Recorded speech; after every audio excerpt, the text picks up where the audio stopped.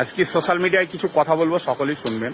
আমাদের দেশে যদি কোনো অশিক্ষিত মানুষ যদি ভুল কাজ করে ফেলে না, তার জন্য বলা হয় যে অশিক্ষিত মানুষ ভুল করে ফেলেছে।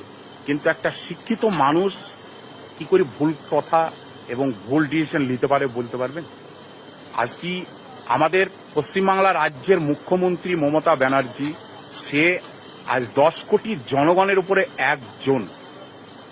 আজকের দিনে সে একটা রাজ্যর মুখ্যমন্ত্রী, সে বলছে পরিযায়ী শ্রমিকরা রাজ্যের বাইরে যারা আছে ভাষাকে নিয়ে কেন্দ্র করে বলছে যে দেশে ফিরে আসুক, 5,000 করে মাসে টাকা দেওয়া হবে, বছরে 60,000 টাকা দেওয়া হবে, 5×12 60।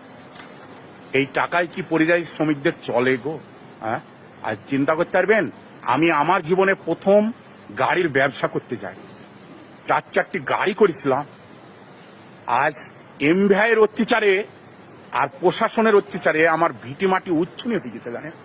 আমার 5 লাখ টাকা লেগেছে এমভিআই ফাইন, জানেন?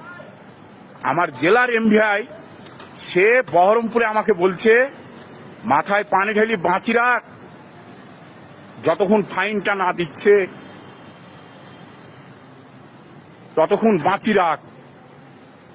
কত দুঃখে বাড়ি ছেড়েছি, ঘর ছেড়েছি, গ্রাম ছেড়েছি, রাজ্য ছেড়েছি, আজকে এসি এই কর্ণাটক রাজ্যের ব্যাঙ্গালোরে ঠাঁই হয়েছে।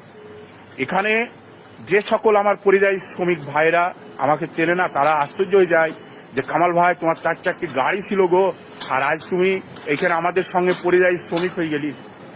কত ক্ষুধার্ত পেট নিয়ে এসেছিলাম এই পর দেশে পর রাজ্যে। আবারও আমার মা চালাকি করে ডাকছে, বলছে চলে আয় তোরা, 5,000 করে মাসে টাকা দেবো। আর কত চালাকি করবেন? সামনে 26 সালে ভোট আছে। আজ রাজ্যের বাইরে 2 কোটি পরিযায়ী শ্রমিক আছে, তাই আপনি ডাকছেন? ছি ছি।